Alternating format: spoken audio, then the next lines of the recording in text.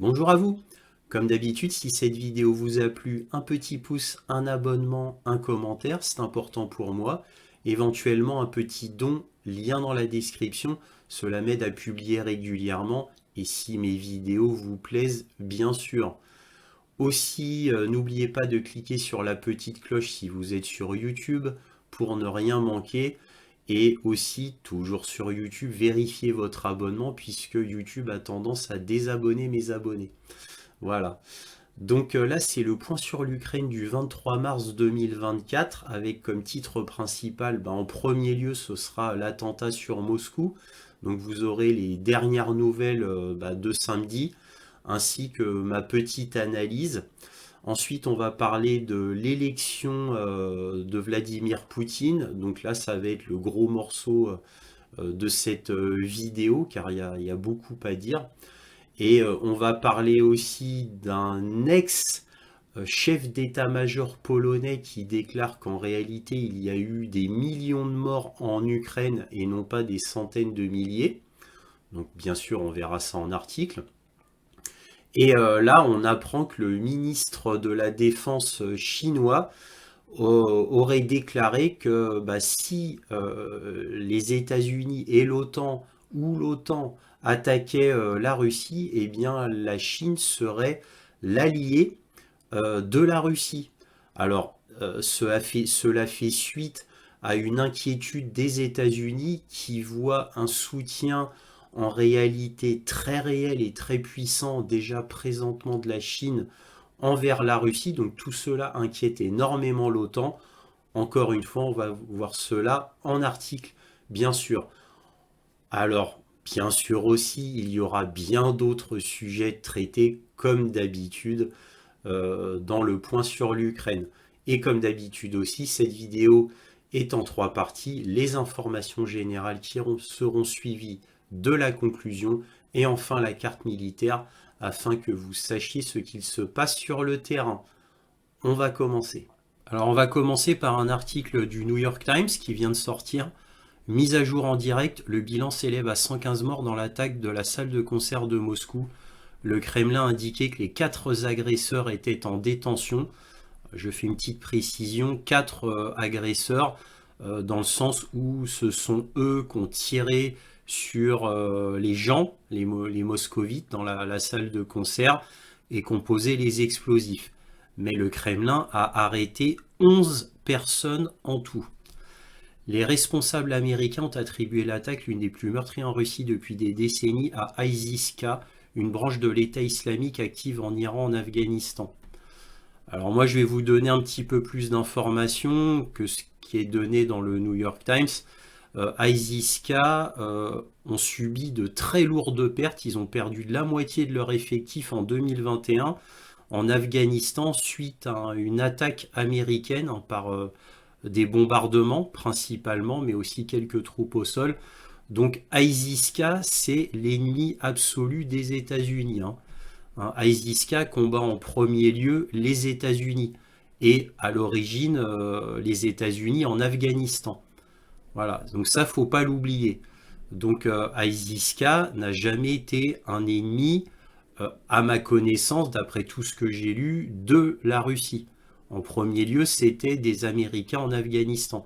C'est pour ça que les Américains poursuivent autant ISIS-K, même si c'était certes en 2021, maintenant les États-Unis ont abandonné l'Afghanistan. Mais en tout cas, évidemment, ils ont toujours une supervision, malgré tout, de loin de l'Afghanistan, bien sûr. Donc, voilà ce que dit le New York Times. On va pas tout lire parce il y a trop d'infos qui ne sont pas réellement utiles. Bon, voilà, là, les autorités ont arrêté au moins 11 personnes, dont les 4 directement impliquées. Voilà, il y a 140 blessés.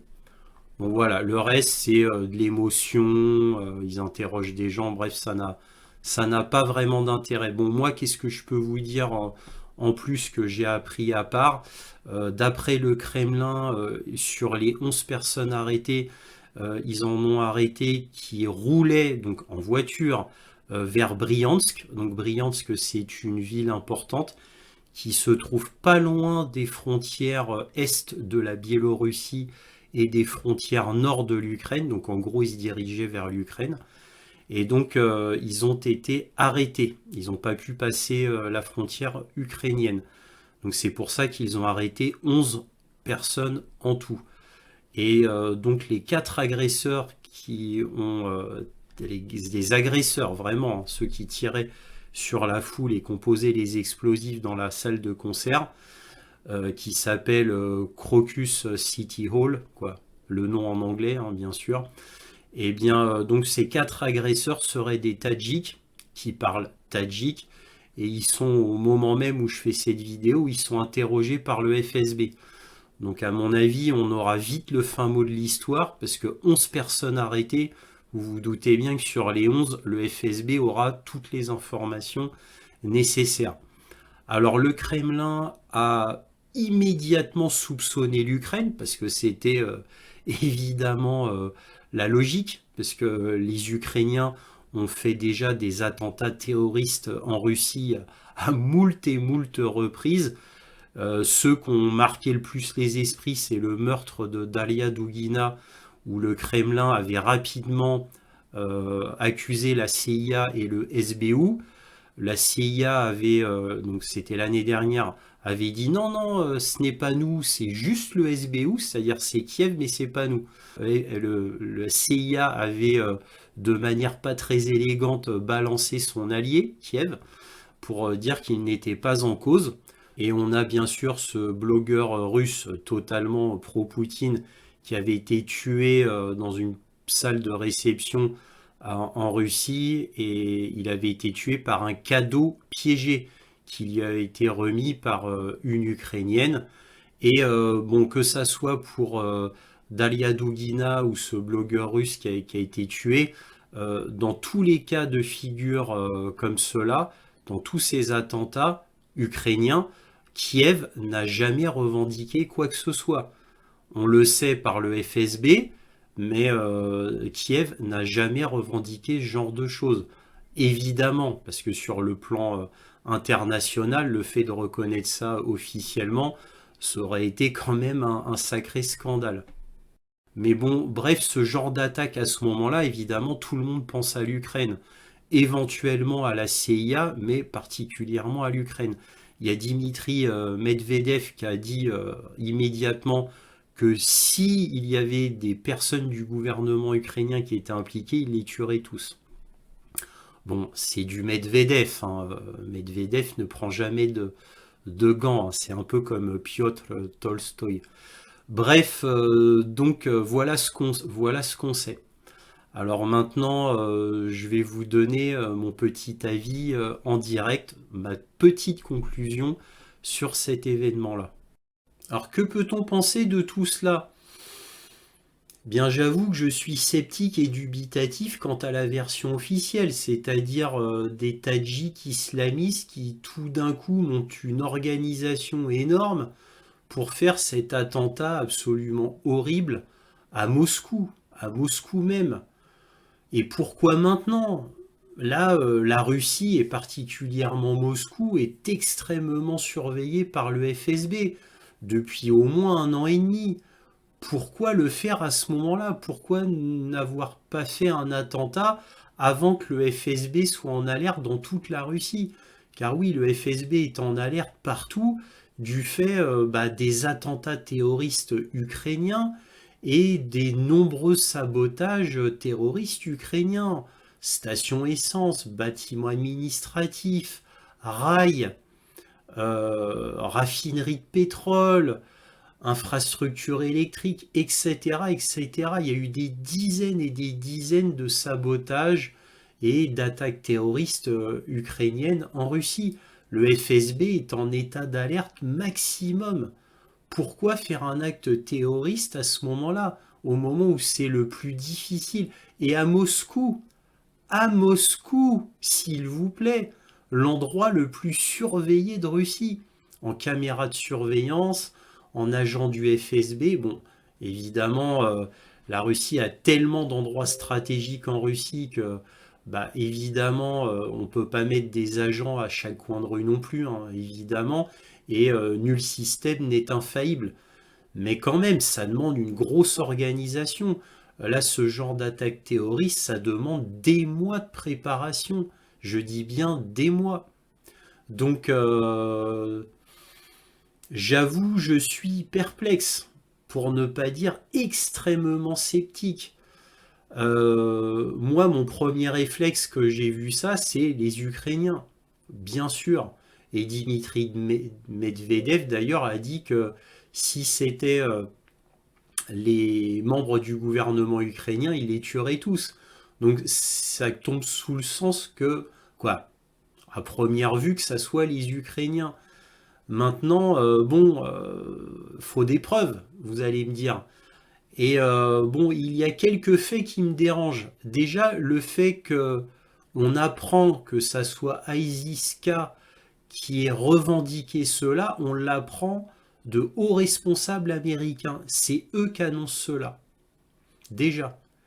Mais, souvenez-vous, quand il y a eu l'attentat terroriste, immédiatement après l'attentat terroriste, les Américains sont intervenus en disant on a des informations, ce n'est pas l'Ukraine, ce n'est pas Kiev.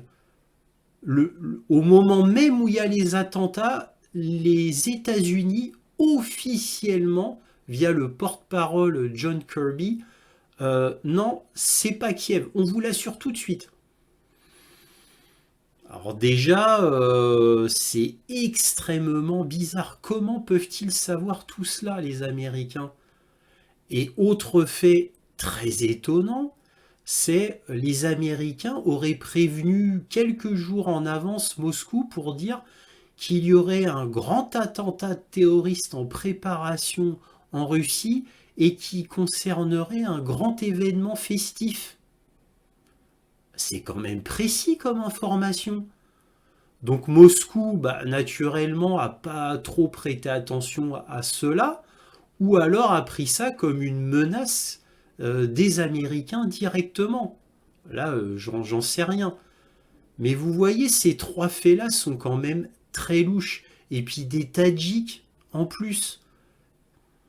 Et autre fait aussi, là, la Russie, depuis bien des années, n'a pas de problème avec les islamistes. En Tchétchénie, certes, il y en a forcément qui ont encore quelques griefs envers la Russie, mais bon, ça date de 1994, la guerre de Tchétchénie.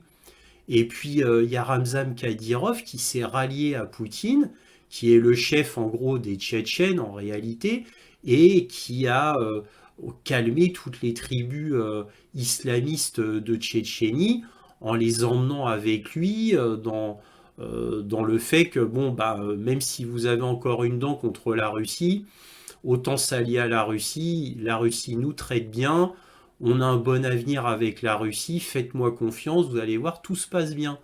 Donc c'est pour ça que Kadyrov est aussi choyé par Poutine.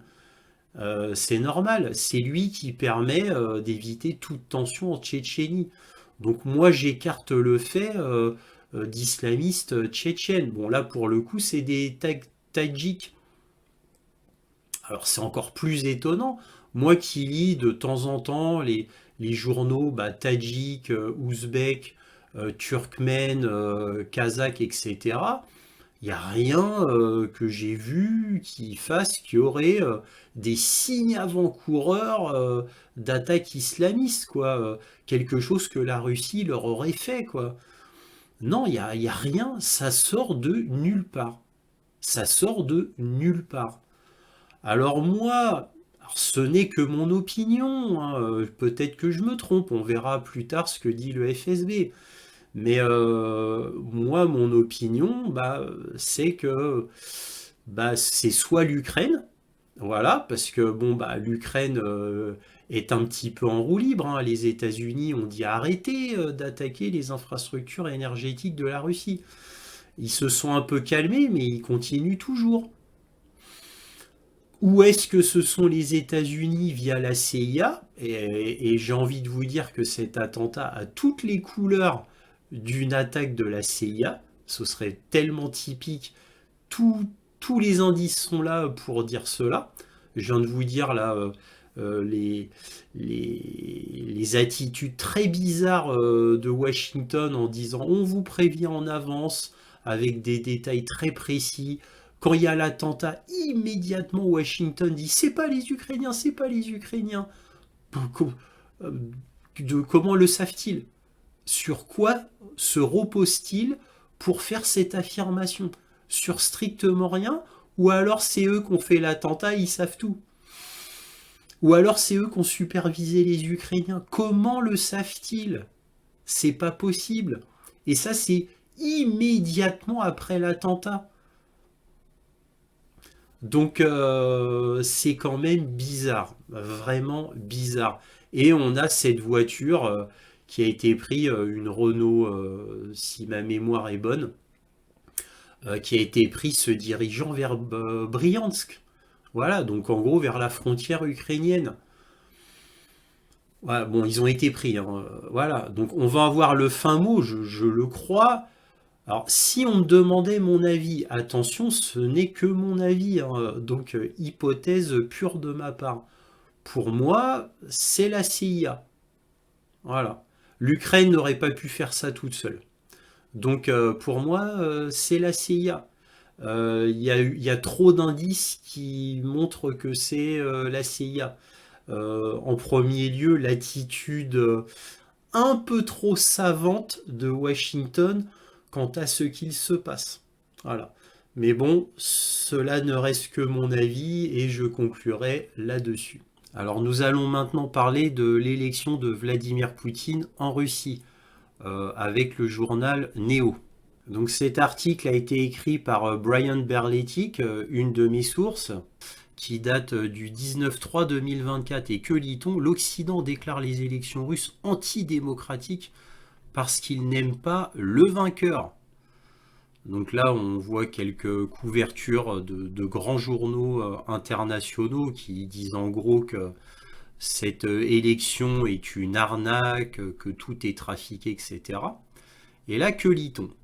À la suite des élections russes de 2024 et de la victoire écrasante du président Vladimir Poutine, l'Occident collectif a condamné le résultat comme étant truqué, organisé, une sélection présidentielle officielle et prédéterminée.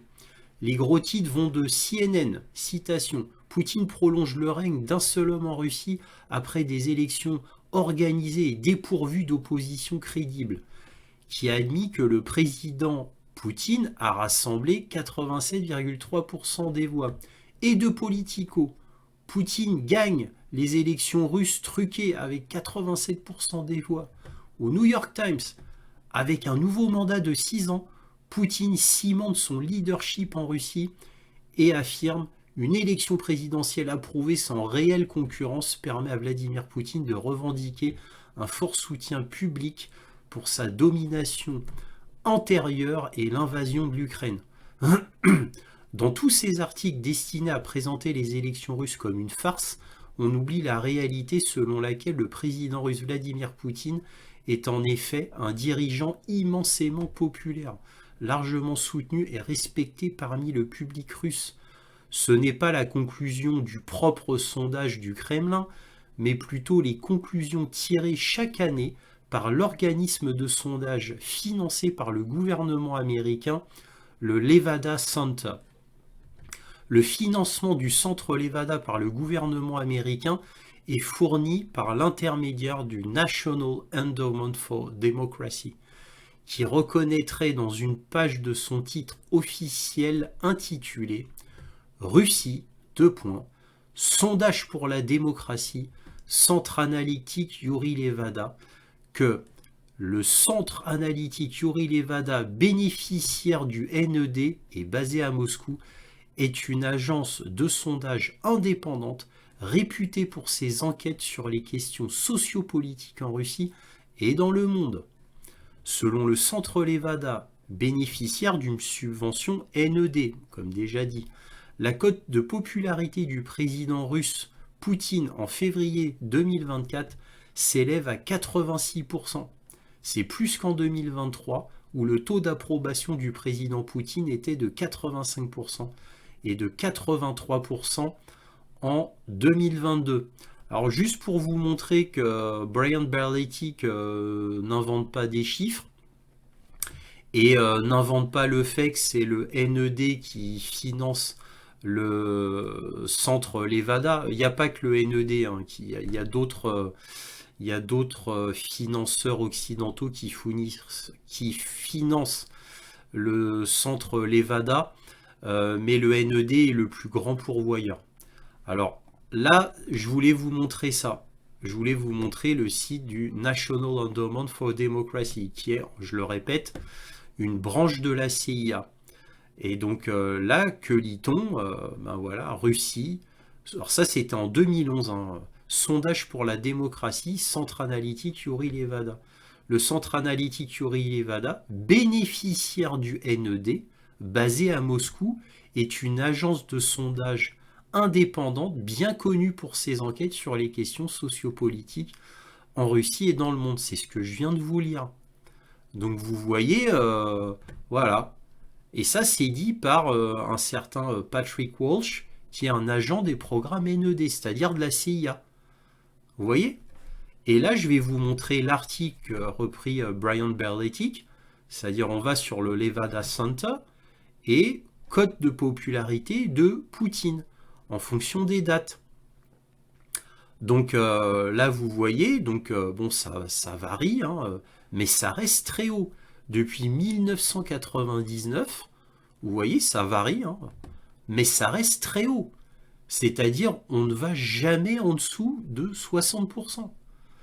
Et là, on regarde, donc le 9 2023, 80% qui approuvent Poutine de la population, le 10, 82, le 11, 85%, le 12, 83%, le 1er janvier 2024, 85%, et en février 2024, 86%. Voilà. Je voulais quand même vous montrer ça, hein, pour vous montrer que Brian Berletic ne dit pas n'importe quoi. On reprend l'article.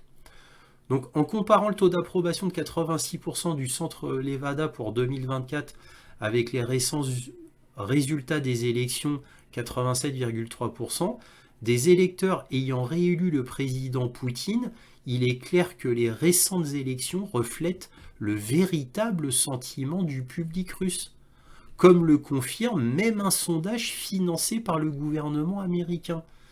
Comment se fait-il alors que l'Occident collectif, ses gouvernements et ses médias tirent la conclusion que les élections reflétant l'opinion publique sont d'une manière ou d'une autre organisées ou truquées, ou équivalent à une élection présidentielle approuvée d'office?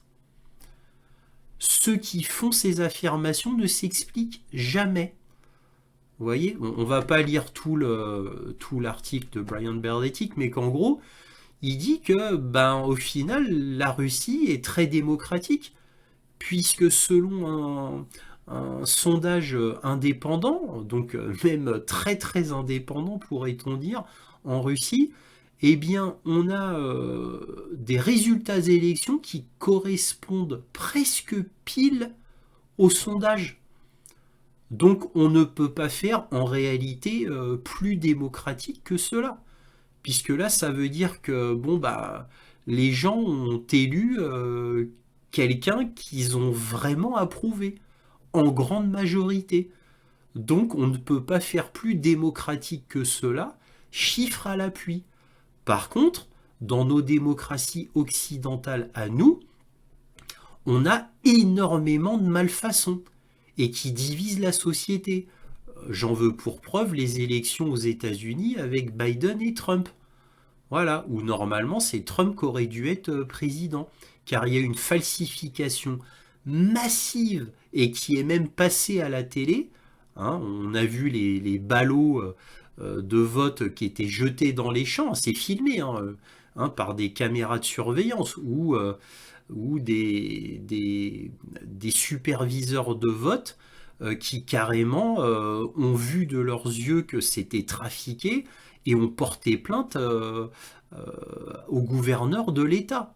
Et ça a été donné à la Cour suprême aux États-Unis. Et la Cour suprême a décidé de ne pas regarder les 277 plaintes faites sous serment devant une cour de justice donnée par Giuliani, c'est-à-dire l'avocat de Trump. La Cour suprême a décidé de même pas regarder. Voilà, que ça n'en valait pas le coup. Et en France, que dire de ce qui s'est passé en France?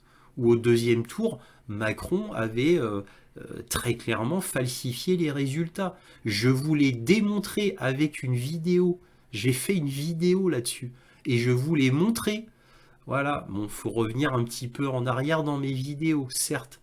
Donc, l'Occident n'a absolument pas à critiquer les élections en Russie, car les élections en Occident et en particulier en France et aux États-Unis, ça, pour le coup, c'est une vraie farce. Et en plus, j'y vois là une intense jalousie de l'Occident qui, voyant cette élection, eh bien, pensent à leurs rêves les plus fous quant à un président occidental qui serait élu de la sorte, c'est-à-dire de manière réellement et idéalement démocratique. C'est-à-dire, encore une fois, des gens qui sont derrière le président, derrière leur président, en grande majorité, qui l'apprécient et qui votent pour lui. Donc un président qui est authentiquement légitime. Et ça, les gouvernements de l'Occident ne peuvent qu'en rêver. Parce que, évidemment, nous, dans notre système, que ça soit en Amérique du Nord ou en Europe, c'est l'argent qui fait qu'on est élu. On doit maîtriser les médias, etc. Alors, je dis pas qu'en Russie, évidemment, ça ne soit pas aussi un peu la même chose, mais en Russie, c'est de manière extrêmement atténuée. Poutine, il n'a plus rien à prouver. Il a redressé un pays en ruine, aussi bien économiquement que socialement, que militairement. Donc les Russes voient bien le miracle, la chance qu'ils ont connue d'avoir un président tel que Poutine. C'est pour ça qu'il est régulièrement élu et que les sondages pourtant du Levada Center, donc vraiment un sondeur occidental, hein, parrainé par une filiale de la CIA, donne des chiffres incroyables, hein, pour l'Occident, on va dire l'Europe de l'Ouest, pourrait-on dire. C'est incroyable. Et pourtant, ben voilà, cela arrive avec Vladimir Poutine. Donc, bref, intense jalousie. Et en plus, notre système de l'Union européenne avec une Ursula von der Leyen, un Charles Michel, un Thierry Breton, un Joseph Borrell qui contrôlent toute l'Union européenne, toutes les nations de l'Union européenne, alors qu'ils ne sont pas élus, ils ne représentent strictement rien et ils ont tous les pouvoirs.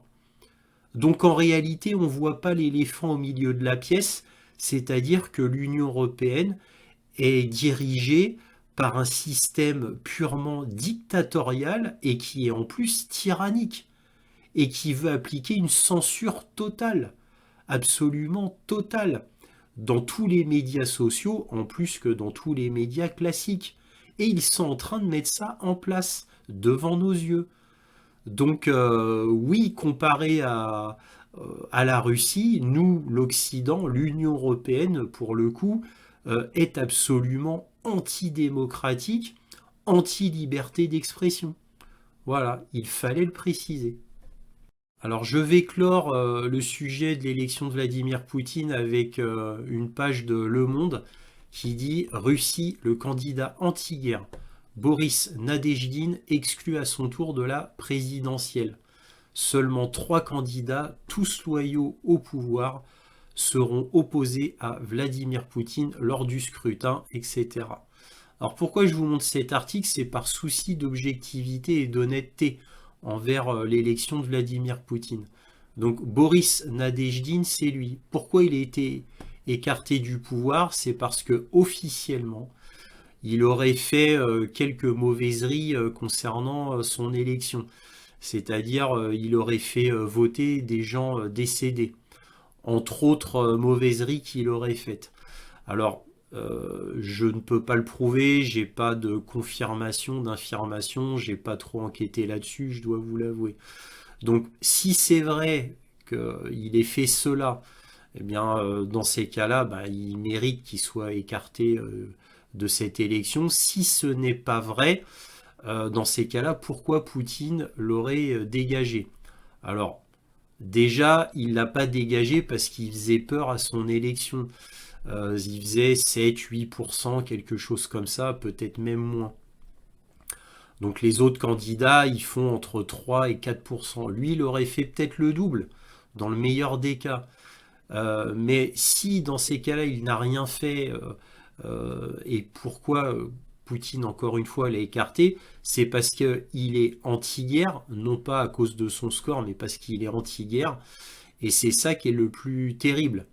Donc pour Poutine, et comme Poutine considère que son pays, là maintenant, est en guerre contre l'OTAN, contre l'Occident collectif, comme il dit, eh bien lui, ça représentait un danger et en réalité un traître à l'État. C'est pour ça qu'il l'aurait, dans ces cas-là, fait écarter. Encore une fois, je ne sais pas. Est-ce vrai, est-ce faux qu'il ait trafiqué ses bulletins? Je ne le sais pas. Mais en imaginant qu'il soit innocent, bah, pour Poutine, il représentait un danger, tout simplement. Car pour Poutine, la Russie vit un moment existentiel. C'est sa survie qui est en jeu. Il ne pouvait pas se permettre, si je me mets à la place de Poutine, évidemment, si je me fais l'avocat du diable, il ne vous pouvez pas se permettre un anti-guerre. Voilà. Donc, qui aurait pu faire tache d'huile, éventuellement. Donc, il a été écarté du pouvoir. Donc, Boris Nadezhdin, un homme très courageux, hein, parce que sur les plateaux télé en Russie, il n'a pas hésité à dire qu'il était contre Vladimir Poutine, que Poutine devait être écarté du pouvoir, qu'il fallait arrêter la guerre avec l'Ukraine. Donc, quelqu'un de courageux. Vous notez que contrairement à ce que les médias occidentaux disent, il n'est pas tombé du 19e étage, il n'a pas eu un empoisonnement, il n'a pas eu un accident de voiture, il a juste été écarté du pouvoir. Encore une fois, s'il est innocent. Donc voilà. Donc le Poutine ne fait pas assassiner tous ses opposants, contrairement à ce que disent les médias.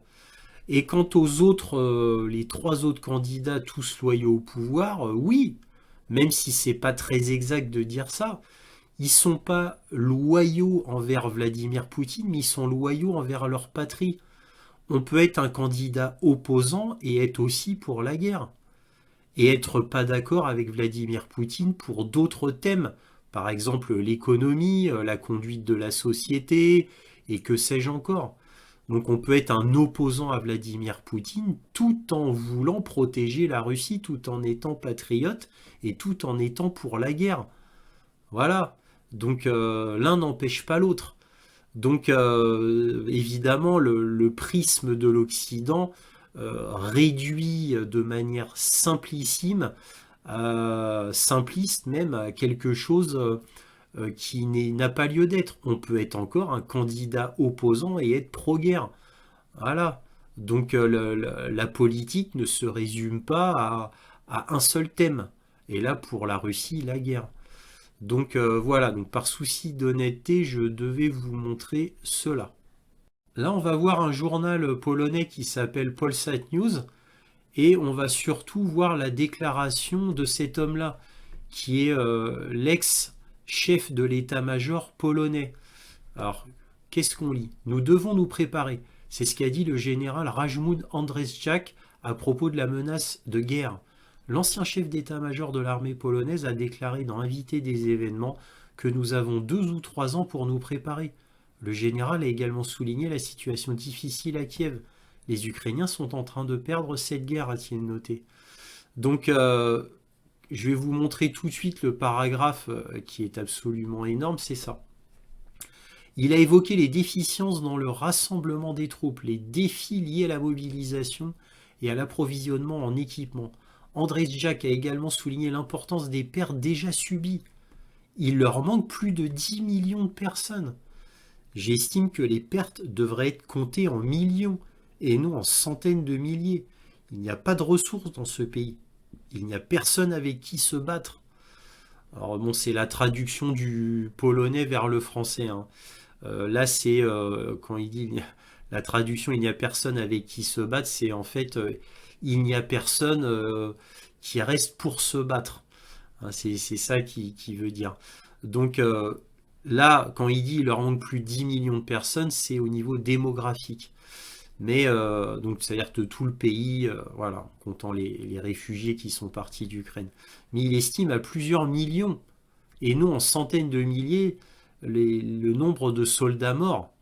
Donc, c'est énorme. Et attention, là, on parle d'un ex-chef de l'état-major polonais, hein, des fous de guerre pro-Ukraine, hein.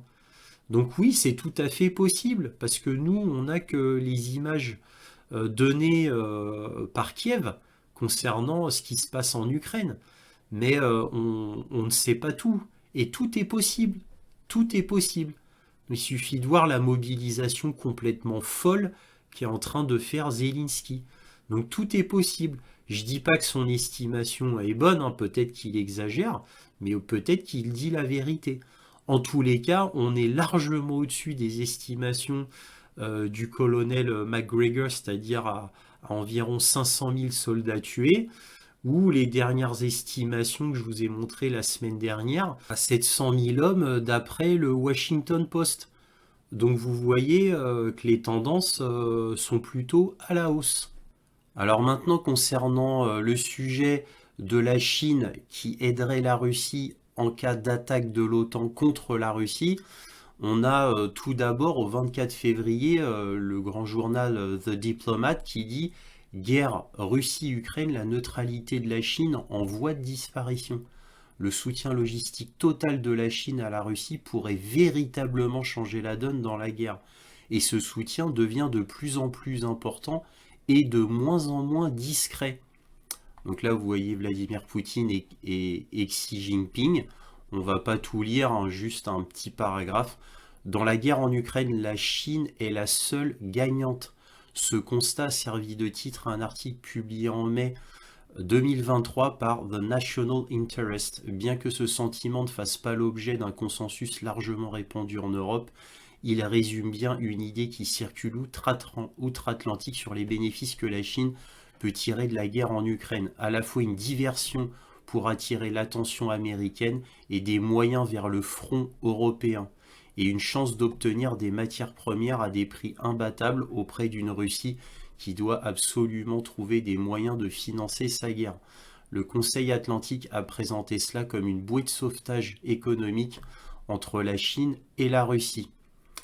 Donc voilà, ça c'est The Diplomat au 24 février. Et ensuite, rebondissement, on a au 17 mars la Chine prête à intervenir si les États-Unis et l'OTAN attaquent la Russie.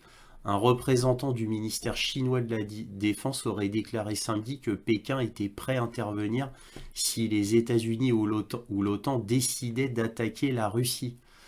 Donc là, ça devient vraiment sérieux. Donc là, on s'alarme au 24 février et au 17 mars, on a cette déclaration du Times Now, qui est le journal américain. Donc déjà, cette neutralité de la Chine qui disparaît, bah oui, on l'a vu de plus en plus, ce qui inquiète énormément l'Occident. Ça a commencé avec l'Iran, qui a aidé la Russie.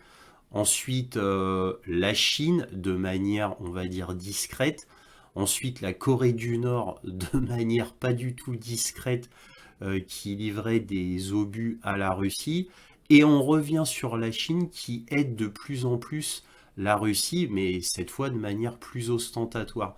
Donc évidemment, tout cela inquiète énormément l'Occident, en particulier les États-Unis, parce qu'il va de soi que s'il y avait un bloc Russie-Chine, déjà qu'en plus il faut ajouter à cela l'Iran et la Corée du Nord, vous vous doutez bien que là la Russie est absolument invincible. C'est une évidence, d'autant que l'Union européenne et les États-Unis sont en plein effondrement militaire du fait qu'ils ont déjà un petit peu tout donné à l'Ukraine. Et qu'en plus, les États-Unis ont fort à faire avec Taïwan en plus. Et l'aide à Israël. Donc, entre l'aide à Israël, l'aide à Taïwan et le combat en Ukraine, même si les États-Unis s'écartent de l'Ukraine et pour cause, eh bien, tout cela est très inquiétant côté occidental. Donc là, un article de France Info qui date du 21-3, sabotage des gazoducs Nord Stream. L'ambassadeur d'Ukraine à Londres soupçonné d'être impliqué dans l'explosion. L'ambassadeur d'Ukraine à Londres, c'est le général, quoi, l'ex-général Zaloujny. Alors, fin 2023, un commandant des forces spéciales ukrainiennes, Roman Chervinsky, était cité comme responsable de l'explosion du gazoduc Nord Stream. Mais la piste de l'ex-chef de l'état-major ukrainien, Valery Zaloujny, nommé ambassadeur d'Ukraine à Londres, semble aujourd'hui plus vraisemblable. Alors vous voyez cette histoire des Nord Stream, franchement, ça en devient pathétique. Pathétique. Parce qu'évidemment, ça s'est lancé par les États-Unis. Alors, c'est pas la première fois que je vous en parle. Alors, je vais vous rappeler les faits concernant le Nord Stream, quoi, les accusations des Américains. Quand il y a eu l'explosion du Nord Stream, les Américains, mais aussi tous les Occidentaux, ont immédiatement accusé la Russie. Bon, il y a eu quand même un minimum d'enquête et c'était ridicule qu'ils fassent exploser leur propre pipeline, d'autant qu'ils pouvaient simplement tourner le robinet de l'autre côté pour arrêter d'alimenter l'Europe, hein, tout simplement. Donc ils n'avaient pas besoin de faire exploser leur propre pipeline de gaz. Bref, donc c'était tellement ridicule qu'au final, bon, on ne sait pas qui c'est. Voilà, après, on ne savait pas qui c'est. Ensuite, le New York Times avait révélé que, c'est peut-être Zaloujny qui a fait ça dans le dos de Zelensky, donc en gros c'est l'Ukraine. C'est l'Ukraine.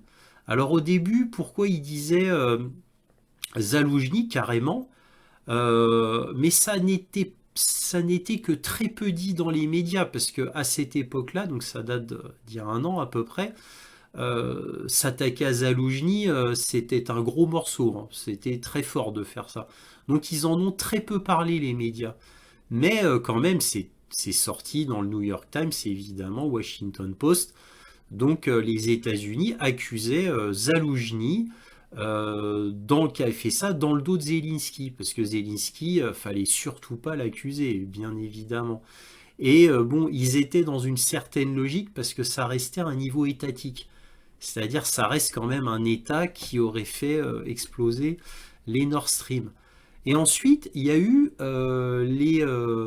les 6 Ukrainiens sur un petit bateau, et ces 6 Ukrainiens qu'auraient fait exploser les Nord Stream.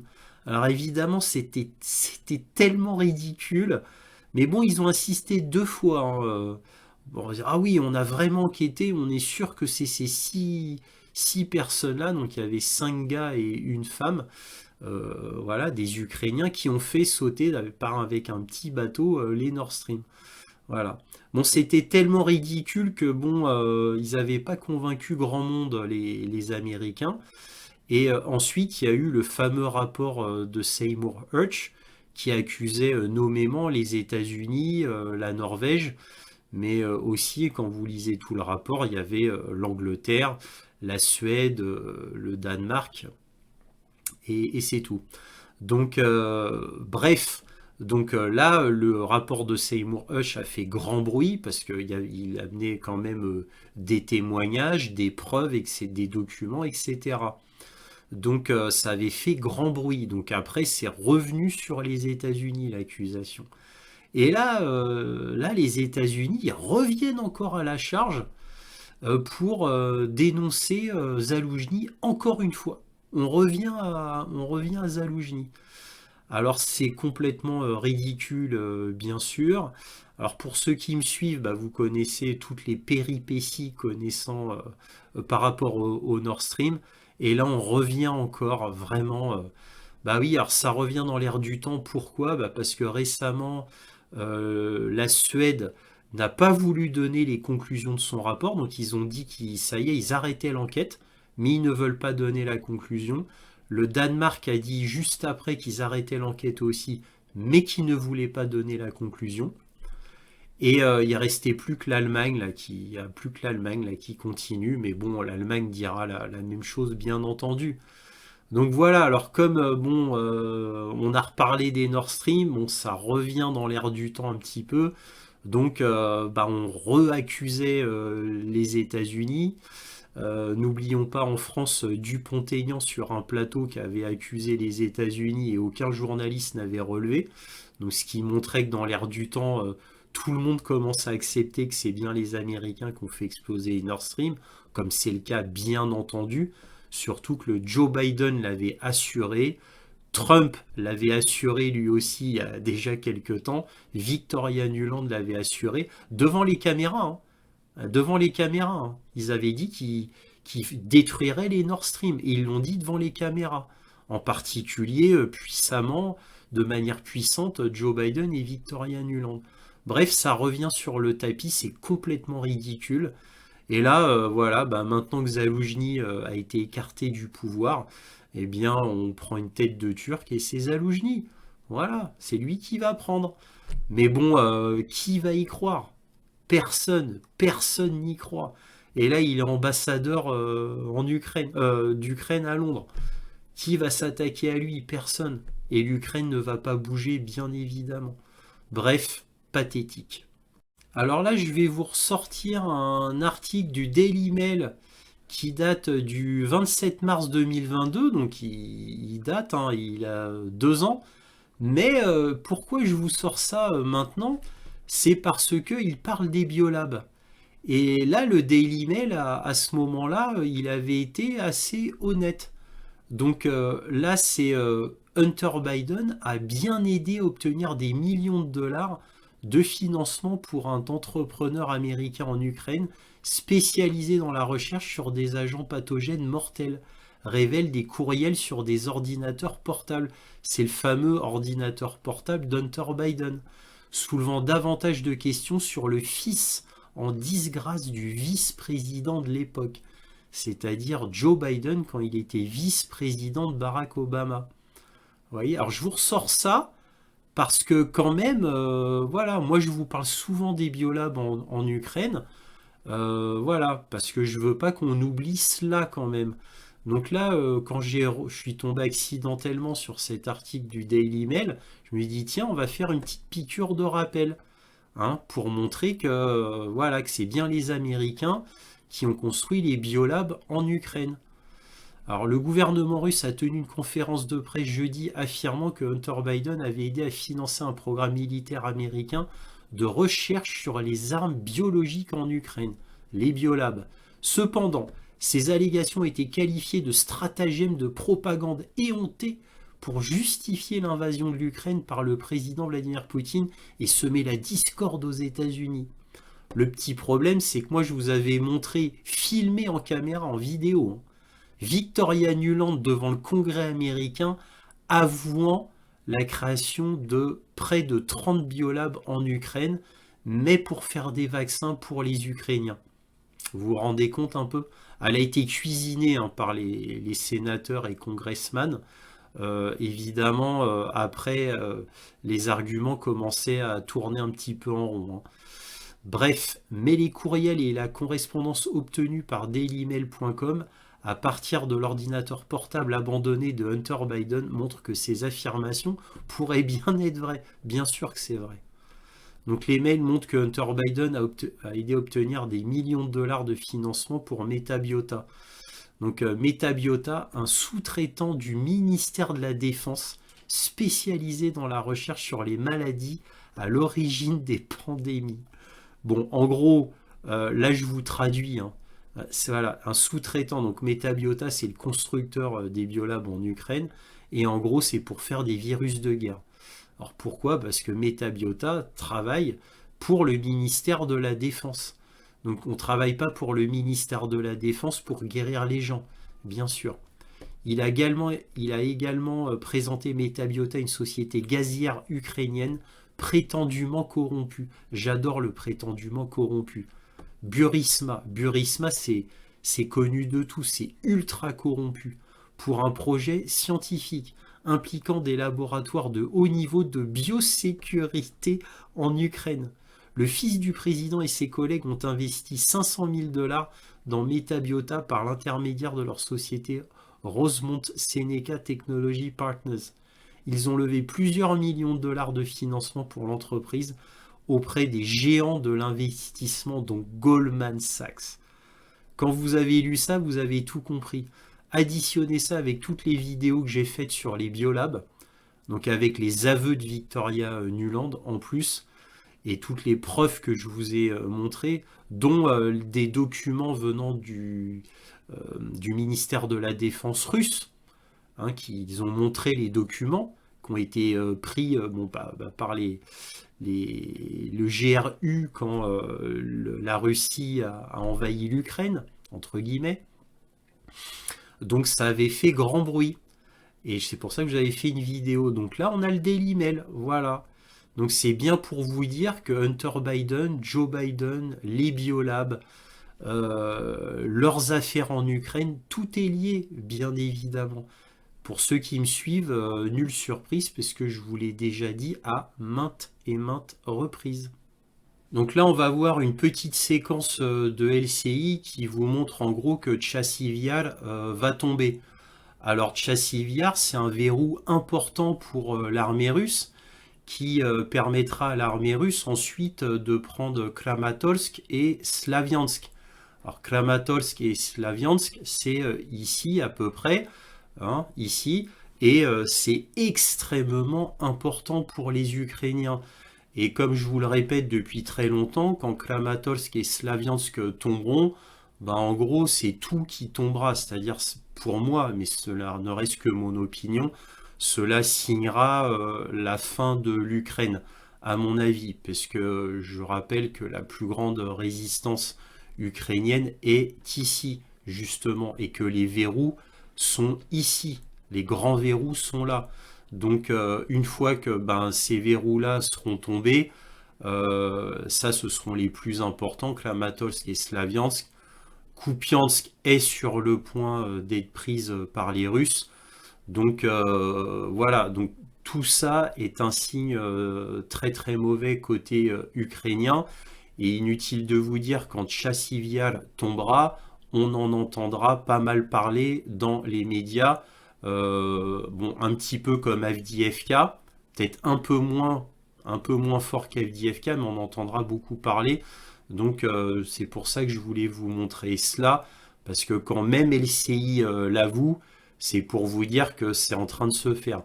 Donc je vous montre ça, c'est aussi pour vous montrer que les Russes avancent toujours, partout, sur toute la ligne de front, parce qu'il n'y a pas qu'ici qu'ils avancent, bien entendu, et que si c'est dit dans les médias concernant Tchassivyar, ça veut dire que cela va bientôt être fait et qu'un nouveau verrou va tomber. Regardons cela.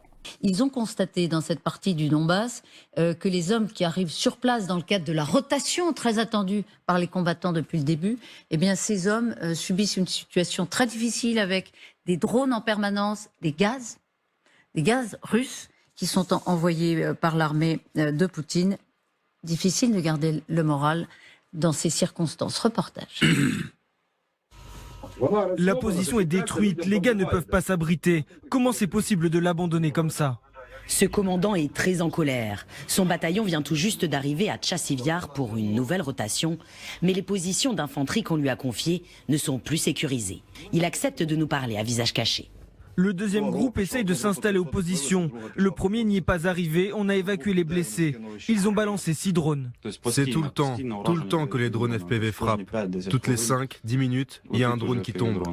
Face à ces difficultés, ils ne sont plus très confiants. Tchassivyar va tomber. C'est facile de prendre en étau la ville des deux côtés. Alors là, on va regarder un article de Géo qui est extrêmement intéressant qui dit « Ukraine, le double tranchant des attaques massives de drones contre les raffineries de pétrole ». Alors depuis samedi dernier, j'ai eu une cascade d'informations concernant les raffineries de pétrole russes et là, le tableau est un peu plus sombre concernant la Russie et son pétrole, quoi. Et les raffineries de son pétrole, pas la production de pétrole brut, mais concernant les raffineries. Alors, évidemment, on va parler plus précisément. Donc là, on nous dit Ryazan, Novotchaksk, Nijni Novgorod. Depuis quelques jours, l'Ukraine a nettement accentué sa campagne d'attaque aérienne sur les installations pétrolières russes avec succès et l'objectif de gripper l'économie de guerre de Vladimir Poutine. Il pourrait cependant y avoir un hic. Donc, bon, bref, je vous passe les choses pas très intéressantes. Là, on va passer directement là. Mars sera un mois sombre pour les hydrocarbures russes, ainsi que l'ont rapporté CNN ou Business Insider.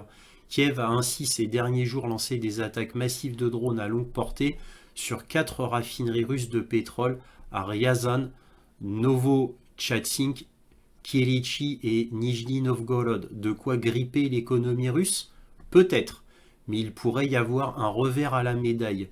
Une capacité de raffinage de pétrole brut réduite de 18%.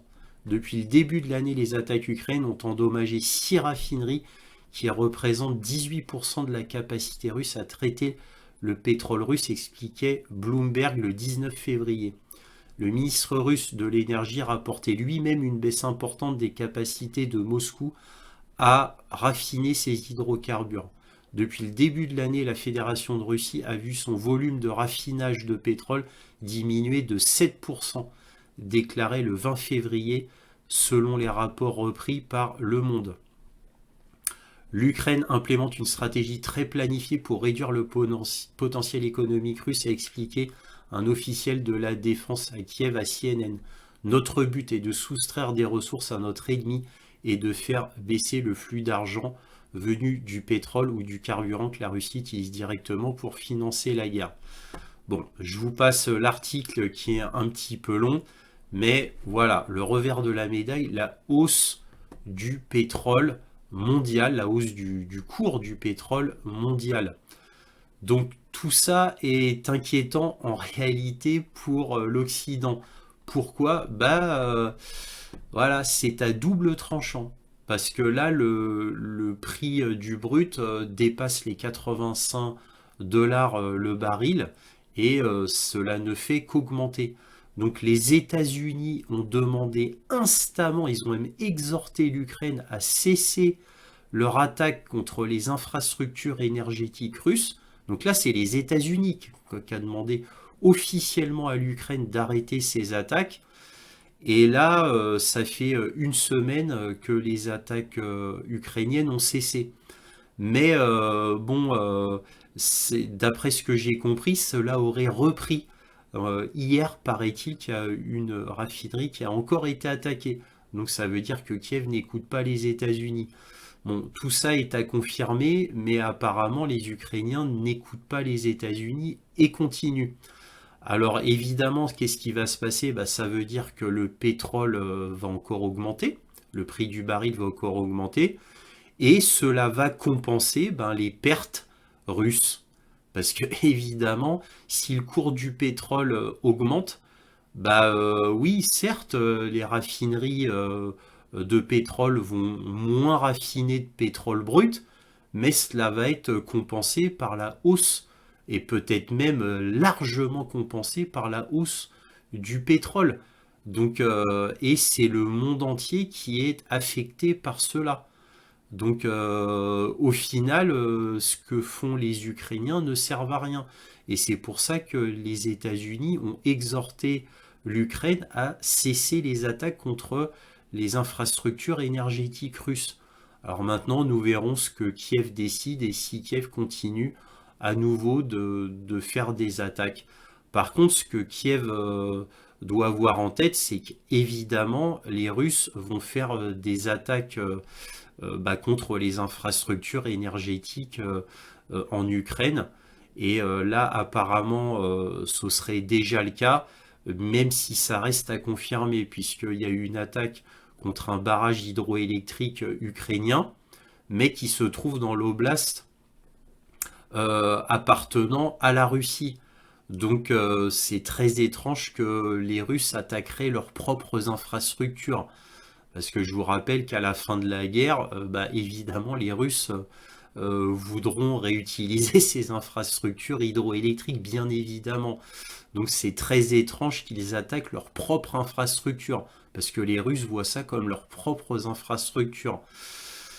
Voilà, donc tout cela est un petit peu complexe, mais en tous les cas, il y aura des contre-attaques russes si Kiev continue à attaquer bien sûr les infrastructures russes, bien évidemment. Nous verrons comment cela va se terminer. Donc là, on va voir un article intéressant de Ukrainska Pravda, donc un des journaux principaux ukrainiens, qui dit les exportations de pétrole russe augmentent malgré les attaques de drones ukrainiens. Car oui, le fait que cela pose quelques problèmes malgré tout aux Russes concernant le raffinage du pétrole, ça n'empêche pas une exportation de pétrole russe qui augmente, puisque la demande des clients augmente, tout simplement. Donc malgré les attaques de drones ukrainiens contre les infrastructures pétrolières, les exportations de pétrole russe augmentent. En mars, la Russie prévoit d'augmenter ses exportations de 200 000 barils par jour. Donc oui, les demandes des Indiens, des Chinois, des Turcs et d'autres pays, comme par exemple des pays africains, grâce à la flotte russe qui appartient à la Russie, ils arrivent à augmenter leur exportation de pétrole. Donc voilà, et ça c'est un journal ukrainien qui le dit. Donc toujours économie, on a The New York Times qui nous dit l'UE trouve un moyen de faire payer à la Russie les armes de l'Ukraine en utilisant les intérêts gagnés sur les avoirs russes gelés détenus en Europe. Le bloc prévoit de lever des milliards. En réalité, c'est entre 2 et 3 milliards par an. Mais d'autres moyens financiers de nouvelles armes restent difficiles. Bon, ça c'est traduction Google. Donc en gros, il y a d'autres moyens financiers qui pourraient exister, mais sont difficiles à trouver. Donc on va pas tout lire, mais juste ça, sous d'énormes pressions pour trouver des milliards de dollars pour soutenir l'armée ukrainienne et reconstituer les arsenaux déclin de ses membres, l'Union européenne a déclaré mercredi qu'elle avait trouvé un moyen légal d'utiliser les avoirs russes gelés pour aider à armer l'Ukraine au moment même où elles envisageaient d'autres mécanismes pour renforcer ses industries de défense. On va pas lire tout l'article qui est trop long, mais je vous résume. Donc là, l'UE dit avoir trouvé un moyen légal. Alors évidemment, il faut qu'il y ait l'accord de l'Union européenne. Bon, vous doutez bien qu'il y a un ou deux pays qui vont être contre, voire même beaucoup plus, parce que c'est sans précédent dans le monde économique, dans le monde de la finance, c'est sans précédent. Eux, ils disent, mais c'est qui le dit? C'est la Commission européenne qui dit qu'ils ont trouvé un moyen légal. Maintenant, il faudra voir ça un peu plus sérieusement. Donc ça ferait que 2,5-3 milliards d'euros par an. Bref, ça changerait strictement rien, évidemment, concernant la guerre. Mais bon, ça ferait du bien quand même à l'Union européenne. Mais attention, tout ça, c'est que des projets. Quant à prendre carrément le capital russe, c'est-à-dire de voler les avoirs gelés, bon, ça, ils en parlent beaucoup, mais évidemment, nul n'est dupe, cela ne se fera jamais, parce que c'est totalement illégal, c'est du vol pur et simple, et ça ferait un précédent colossal au sein de l'économie mondiale. Jamais ce ne sera accepté par les pays du monde. Bref, ça, à mon avis, ça n'arrivera jamais. Bon, par contre, qu'ils puissent voler, parce que ça reste du vol, les intérêts des avoirs gelés, peut-être qu'ils y arriveront. Mais j'en doute fortement parce que ça demande un vote des pays de l'Union européenne. On va voir si la Serbie et la Hongrie suivent, ou même la Slovaquie. Nous verrons bien.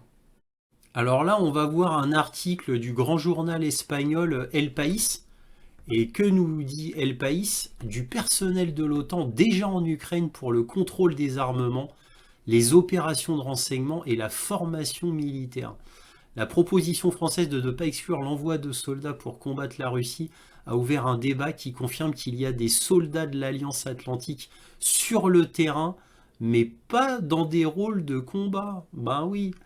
Alors bon, de toute manière, c'est trop tard, puisque Olaf Scholz avait balancé au monde entier que des soldats britanniques s'occupaient du lancement des missiles, ainsi que les soldats français s'occupaient de leurs canons César, donc, et des lancements de missiles. Donc tout ça, ça avait déjà été dévoilé par Olaf Scholz, donc j'ai envie de vous dire trop tard. Bon, il y a eu une enquête, et évidemment, c'est un secret de polichinelle.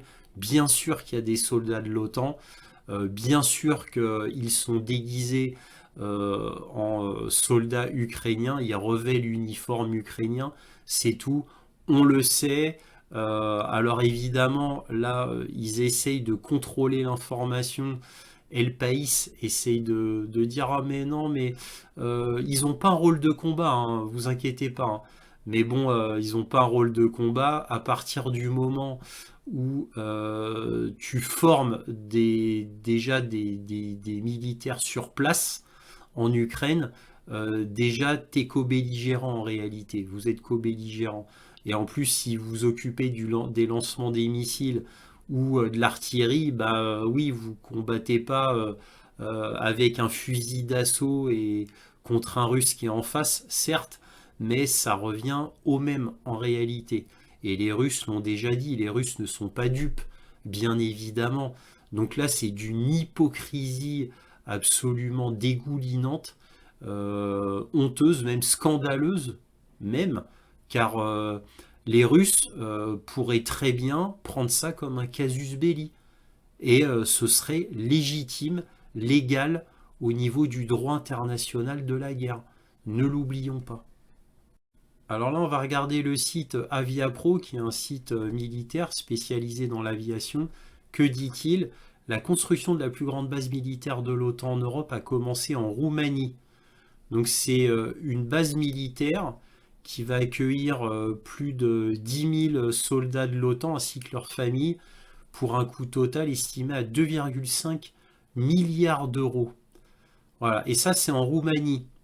Donc vous voyez que l'OTAN ne cesse de construire des bases. Et là, la plus grande d'Europe. Alors évidemment, le prétexte de la guerre en Ukraine est absolument merveilleux pour les États-Unis. Alors maintenant, j'aimerais bien savoir qui va payer les 2,5 milliards d'euros. Bah, vous vous doutez bien que ça va être l'Union européenne à tous les coups, avec peut-être une participation des États-Unis. Je l'espère tout du moins, parce que c'est une base de l'OTAN, malgré tout. Donc, mais bon, on ne nous demande pas notre avis, hein, c'est nous qui allons payer, bien sûr. Hein, ce ne sera pas que les États-Unis, bien évidemment. Et est-ce que vous pensez que faire cette énorme base de l'OTAN en Roumanie, c'est-à-dire proche de l'Ukraine, très proche même de l'Ukraine, hein, donc juste à côté de la Russie au final, hein, si on écoute les Russes, la Nova Rassia, bah, c'est juste à côté de la Roumanie, hein, surtout s'ils vont jusqu'à Odessa et la Transnistrie. La Roumanie sera vraiment à la porte à côté. Donc est-ce que vous pensez que ça ne va pas participer à une escalade? Bah bien sûr que si. Bien sûr que si, ça va participer à l'escalade. Et c'est l'effet recherché. D'ailleurs par l'Occident, bien évidemment. Alors on va terminer par un article du Daily Telegraph. Donc la Russie commence à produire en masse une bombe de 3 tonnes destinée à l'Ukraine. C'était au 21 mars. Donc là, vous voyez Sergei Shoigu, hein, qui visite une usine de fabrication de bombes. Alors, juste comme ça, petit rappel, la semaine dernière, je vous avais parlé des FAB 1500 qui a été considérés par les médias occidentaux comme changeant la donne en faveur de la Russie en Ukraine, sur le terrain en Ukraine. Alors imaginez-vous là, des FAB 3000, des bombes de 3 tonnes planantes, qui commence à produire en masse. La Russie a commencé à produire en masse des bombes explosives de 3 tonnes destinées à la guerre en Ukraine, a déclaré son ministère de la Défense. Le ministère russe de la Défense a annoncé jeudi que la production des bombes aériennes FAB 3000 avait commencé en février. Alors si déjà les FAB 1500 planants étaient considérés comme changeant la donne en Ukraine, imaginez-vous avec les FAB 3000. Donc les Russes essayent d'avoir tous les atouts en main pour gagner bien sûr en Ukraine. En tout cas, c'est de très mauvais augure pour les Ukrainiens parce que les dégâts de FAB 3000 seraient absolument colossaux. En tous les cas, je ne vois pas comment les Ukrainiens pourraient se protéger contre des bombes pareilles. Alors là, on va regarder le journal américain spécialisé dans le militaire Top War. Que lit-on au 16 mars 2024? En Ukraine, Yuri Ignat a été démis de ses fonctions de président de l'armée de l'air des forces armées ukrainiennes. C'est lui, Yuri Ignat. Le célèbre Yuri Ignat, parce qu'il nous faisait des annonces extraordinaires. Alors, bon, on va lire très vite. Alors, excusez-moi, la traduction Google est mauvaise, mais bon, vous aurez compris. Les personnes désignées d'une manière ou d'une autre comme loyales à l'ex-commandant en chef des forces armées ukrainiennes, Valéry Zaluzhny, continuent de quitter les rangs des forces armées ukrainiennes. Aujourd'hui, on a appris que le célèbre Yuri Ignat, ah oui, je vous en ai parlé presque à chaque point sur l'Ukraine, avait été démis de ses fonctions de président de l'armée de l'air des forces armées ukrainiennes. Ignat a reçu l'essentiel de sa renommée après l'apparition d'une vidéo sur internet dans lequel, bon là c'est là que je vous traduis en bon français de l'anglais, que en gros il donnait un nombre de drones et de missiles russes abattus complètement farfelu. Après cela, le surnom de patriote virtuel a commencé à être attribué à Ignat sur le réseau, dans le sens où l'ensemble de l'Ukraine recevait des données sur les objets abattus, le plus souvent à partir des fantasmes du porte-parole des forces armées d'Ukraine. Alors maintenant, vous comprenez, à chaque fois, pendant près de 2 ans que je vous donnais des indications pour vous dire que non, l'Ukraine disait n'importe quoi, que l'Ukraine mentait systématiquement. Alors là, concernant ce gars-là, ça concerne les drones, les missiles abattus par les systèmes antiaériens ukrainiens.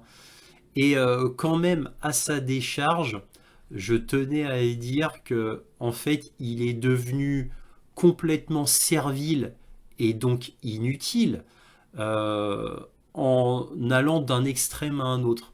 Parce que Yuri Ignat, au début, avait fait paraître une vérité.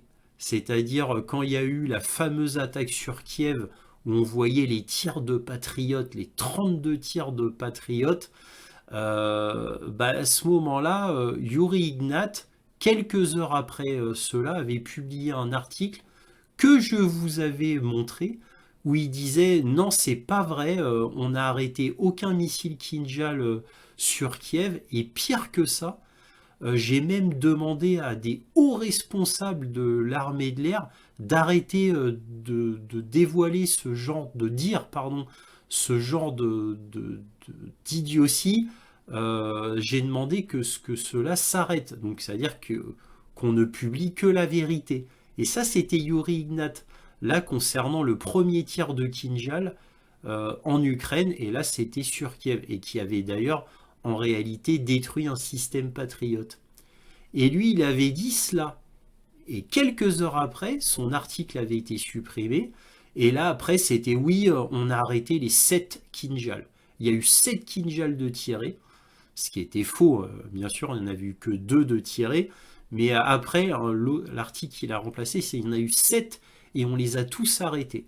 À partir de là, c'est parti en vrille pour Yuri Ignat, parce que Yuri Ignat avait commis une faute journalistique, c'est-à-dire il avait dit la vérité.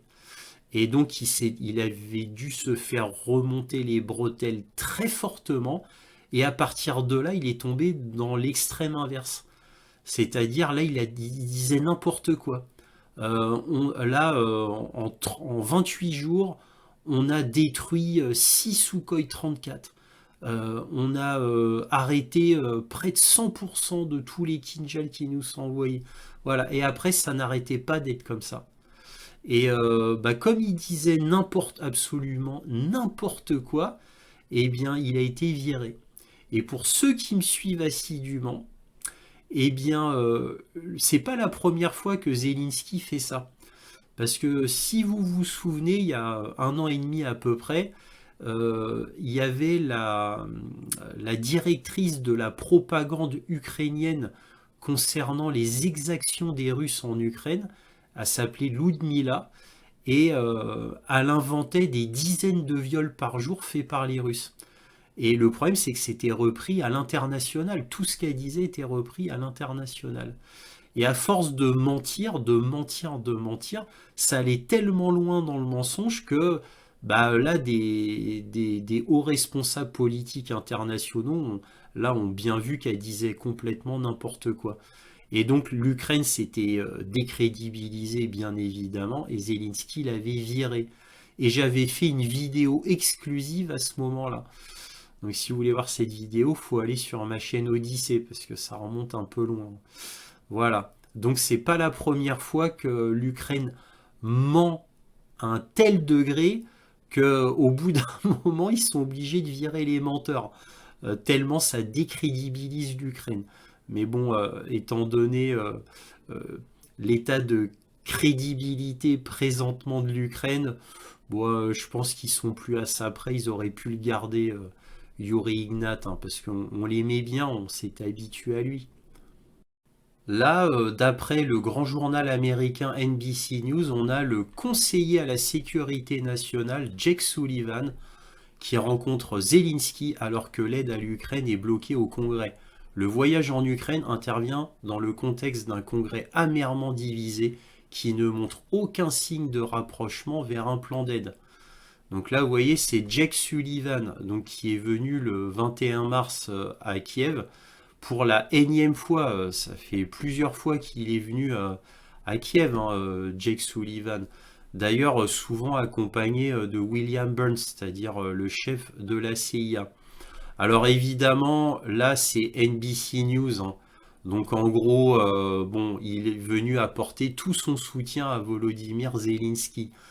Bon, évidemment, le conseiller à la sécurité nationale qui se déplace à Kiev, c'est pas pour lui dire simplement oh, ne t'inquiète pas, les États-Unis seront toujours derrière toi. Non. Alors, évidemment, il y a de ça, mais le conseiller à la sécurité nationale ne se déplace pas à Kiev juste pour cela. Déjà, en y réfléchissant beaucoup, comment ça se fait qu'un conseiller de la sécurité nationale des États-Unis va à Kiev? Donc déjà, cela montre quand même une intimité gouvernementale entre le gouvernement américain et le gouvernement de Kiev. Déjà, je trouve que cela en dit long, cela en dit même très long, et cela montre aux yeux de tous que ce sont les États-Unis qui se battent contre la Russie et non pas l'Ukraine qui se bat contre la Russie. Voilà, bon, c'est un peu une évidence, mais je tenais quand même à le souligner. Alors moi, j'ai eu des rapports.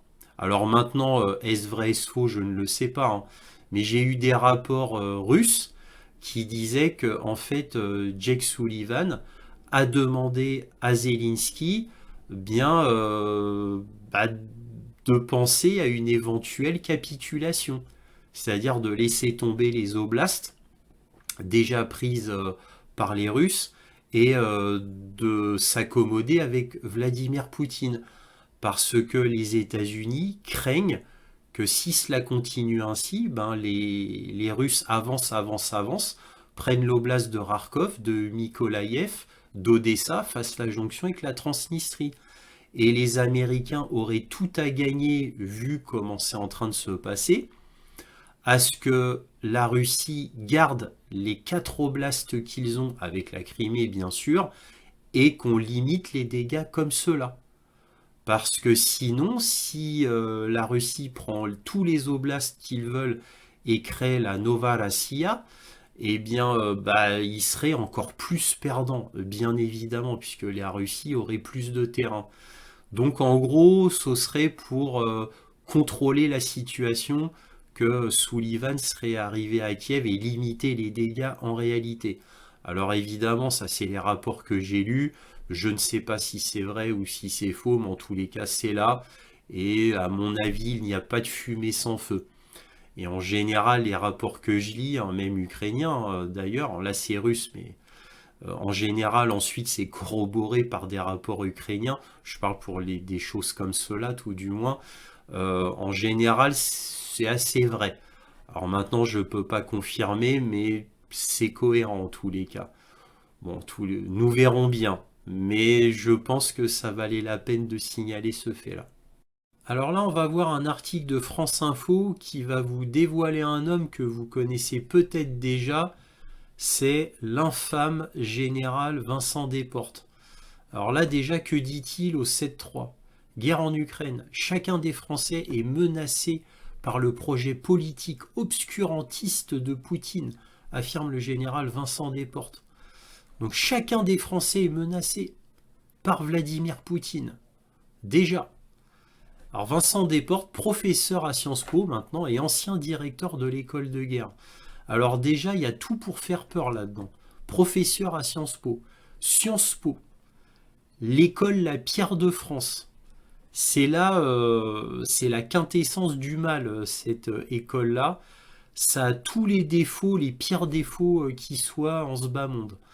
Pour ceux qui connaissent bien Sciences Po, bien sûr.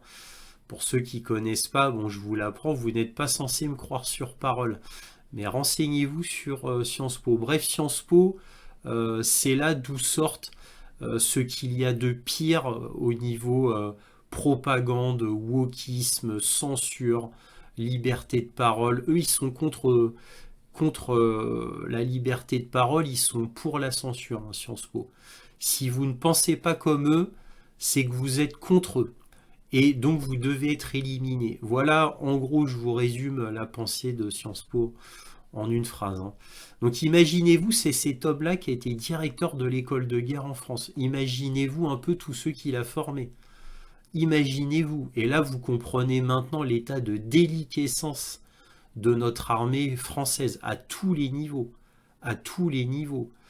Hein, bref. Donc cet homme-là va en guerre, belliciste bien entendu, et il a beau être général, quoi, ex-général et ancien directeur de l'école de guerre, quand vous l'entendez, il n'y connaît strictement rien au niveau militaire. Il dit n'importe quoi, n'importe quoi. Un général comme lui, qui commanderait des troupes, toutes les troupes seraient mortes en Ukraine, hein, sans problème. Donc il dit n'importe quoi. Il a un esprit en plus complètement biaisé par l'idéologie, évidemment.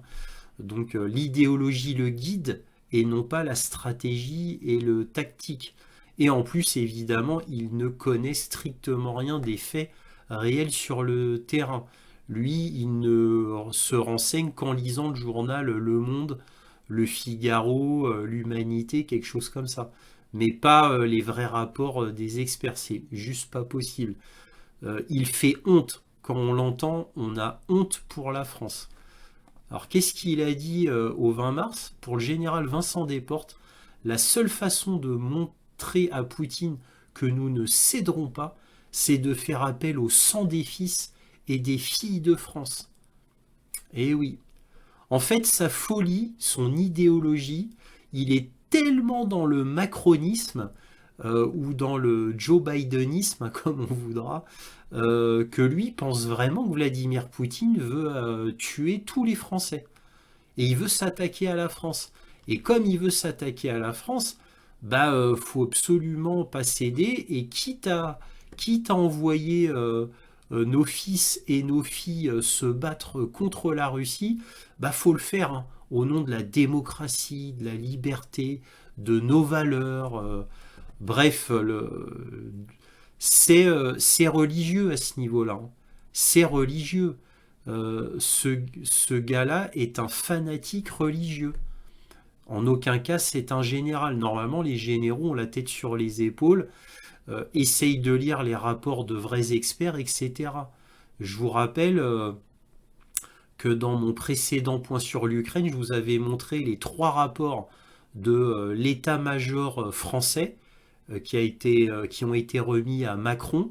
Ça a été dévoilé par Marianne et qui disait que l'état de l'Ukraine était plus que catastrophique et que la puissance de l'armée russe était absolument immense et que l'état de l'armée française était une catastrophe. Voilà, ça c'était les rapports de l'état-major français. Vous voyez?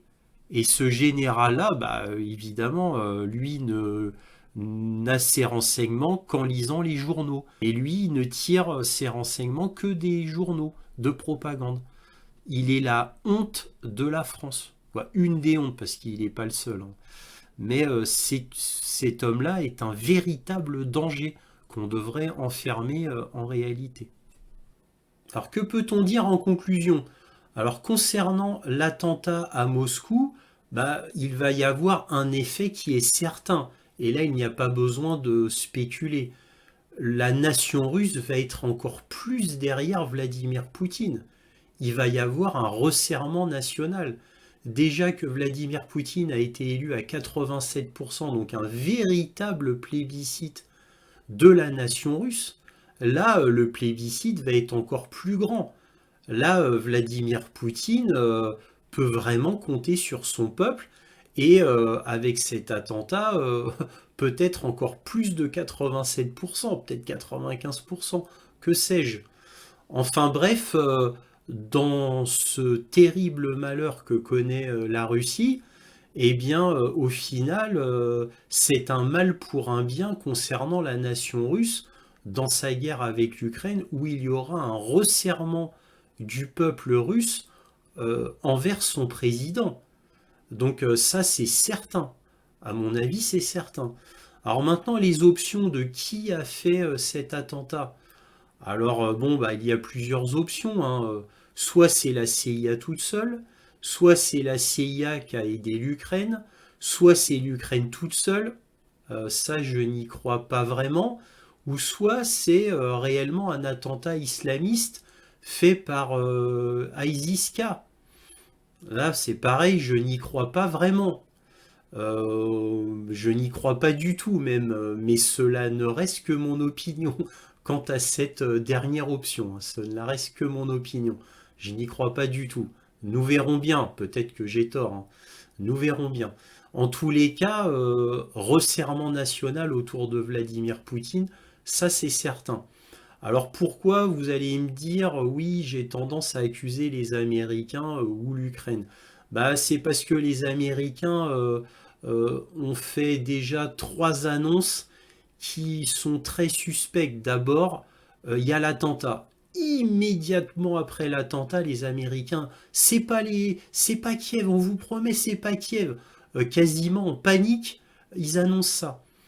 Alors déjà, c'est louche. Ensuite, on a les Américains qui préviennent quelques jours avant, alors je sais plus, 48 heures ou 72 heures avant, ils préviennent Moscou en disant, ah, vous savez, on pense qu'il y aura un attentat islamiste sur votre sol lors d'un grand événement festif. C'est très précis hein, comme renseignement. Et enfin, ben, là, c'est les Américains, ils annoncent, ah oui, c'est ISIS-K. C'est ISIS-K, on a tous les éléments, c'est ISIS-K. Bon, c'est encore une fois, on a l'impression que les Américains savent tout. Alors, pourtant, à mon avis, ça doit être très difficile pour les agents de la CIA de travailler sur Moscou ou même en Russie, là où le FSB est au maximum de sa puissance, surtout à Moscou. Mais bon, ils semblent tout savoir, hein, tout d'un coup. Bon, alors ça, voilà, c'est pour ça que je penche sur cette hypothèse. Maintenant, les Ukrainiens tout seuls, bon, c'est pas impossible, mais ça demanderait vraiment beaucoup de moyens. Peut-être si on coupait la poire en deux, ce serait plus tôt. Et ça, c'est là où je penche. Encore une fois, ce n'est qu'une hypothèse. Je pense que c'est la CIA qui a aidé l'Ukraine pour faire cela.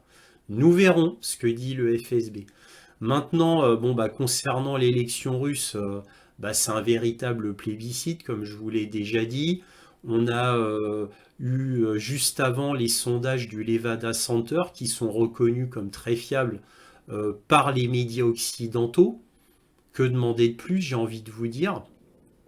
Donc, le sondage des Occidentaux, parce que ce Levada Center est payé par le NED, donc le National Endowment for Democracy, c'est-à-dire une filiale de la CIA et d'autres organisations occidentales. Plébiscite, comme prévu, là pour le coup, pas de surprise, tout est logique. Donc on peut conclure que la Russie est une vraie démocratie, et apparemment la seule vraie démocratie au monde où on a un sondage qui correspond parfaitement avec les urnes. Je dis ça, je dis rien. Alors autre information, comme je vous l'ai dit, on a cet ex de l'état-major polonais qui dit qu'il faut compter les morts en Ukraine par millions. Donc ça c'est quand même à retenir, hein, parce que vient d'un ex-chef de l'état-major polonais. Hein, on ne peut pas dire que ça soit un pro-russe. Par contre, on peut dire que c'est un pro-ukrainien à fond. Donc sa parole peut être prise très au sérieux. Et ça corrobore les dires que je vous dis depuis des mois sur les points sur l'Ukraine.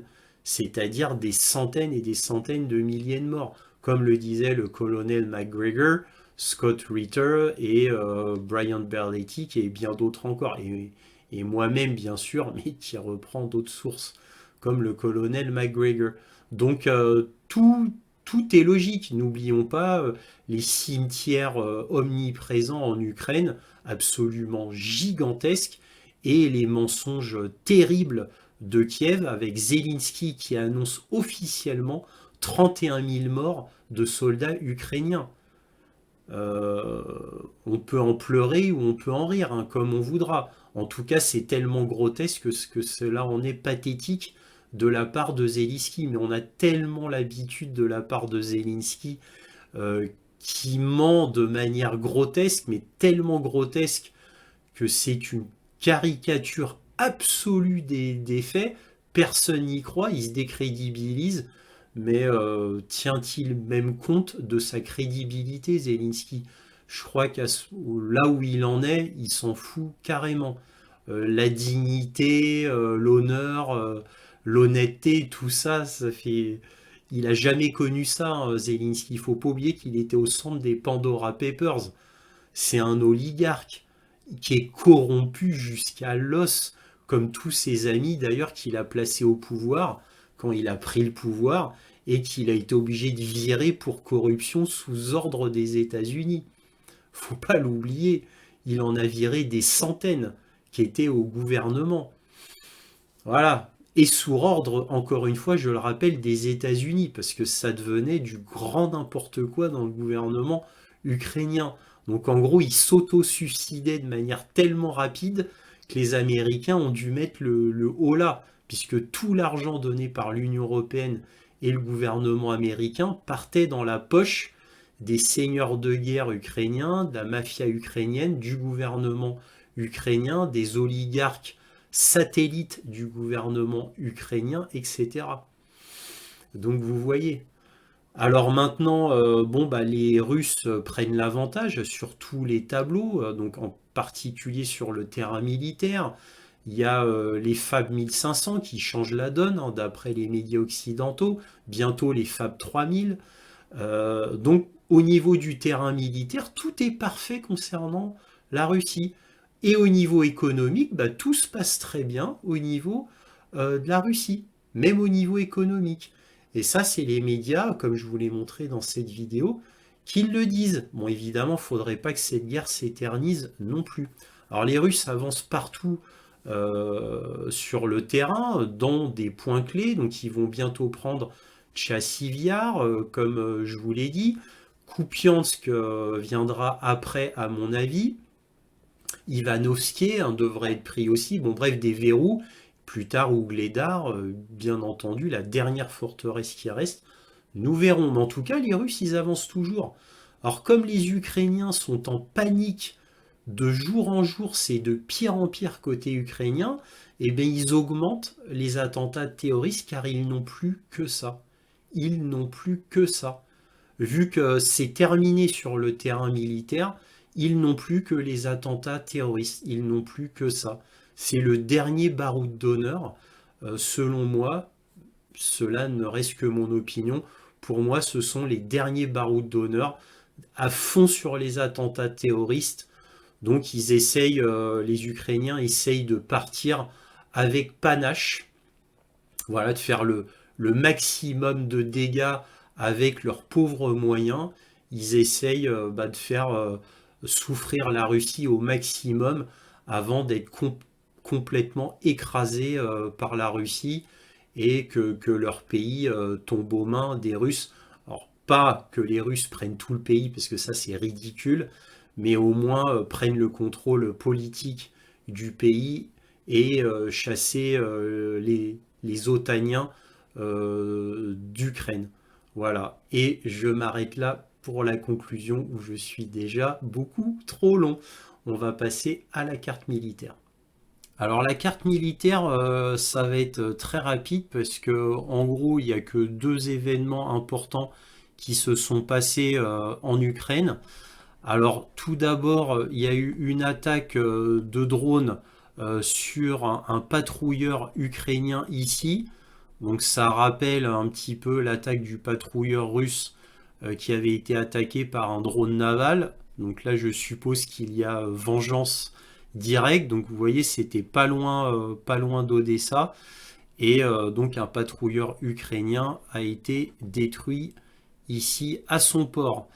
Alors bon, côté sud, rien à dire, rien à changer. Alors là où il y a les symboles rouges, c'est là où il y a le plus de combats, là où cela chauffe le plus. Mais comme je ne cesse de répéter, bon évidemment il y a des combats sur toute la ligne de front, donc environ 1000 km. Il y a des combats partout, les Russes avancent toujours mais très très très lentement. Là où ils ont avancé le plus, c'est ici, donc près à l'ouest d'Avdiivka. Donc voilà, donc la semaine dernière, le front était ici, ils ont avancé de tout ça. C'est pour ça que j'ai mis une punaise rouge. Punaise rouge veut dire grande avancée russe, entre guillemets. Hein. Et signe rouge, ça veut dire que là, il y a beaucoup d'attaques, beaucoup de batailles ici, bien entendu, parce que les Ukrainiens ne se laissent pas faire. Ils voient très bien que les Russes sont en train d'enfoncer ici un coin. Donc là, ils ont pris Orlivka, Talnieke, ça a été pris aussi.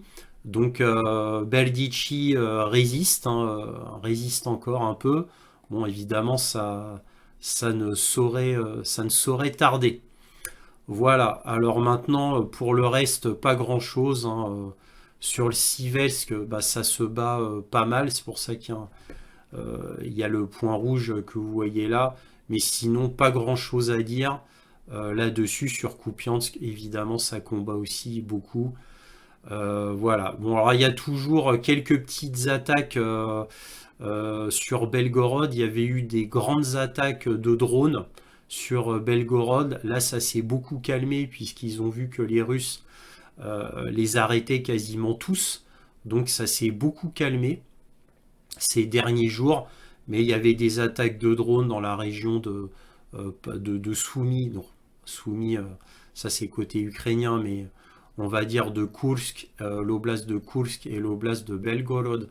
Il y avait des attaques de drones pas mal, mais ils ont été quasiment tous arrêtés par les Russes. Bon, évidemment, ça fait toujours des dégâts côté homme au niveau russe. Je crois qu'il y a eu un mort il y a quelques temps, ou 2, je ne sais plus, quoi, ces derniers jours. Mais bon, voilà, dans cette guerre, c'est pas grand-chose. Mais bon, les Ukrainiens essayent d'attaquer des zones civiles parce qu'ils n'attaquent aucune cible militaire. Aucune. C'est des résidences uniquement de gens. Voilà, mais aucune cible militaire.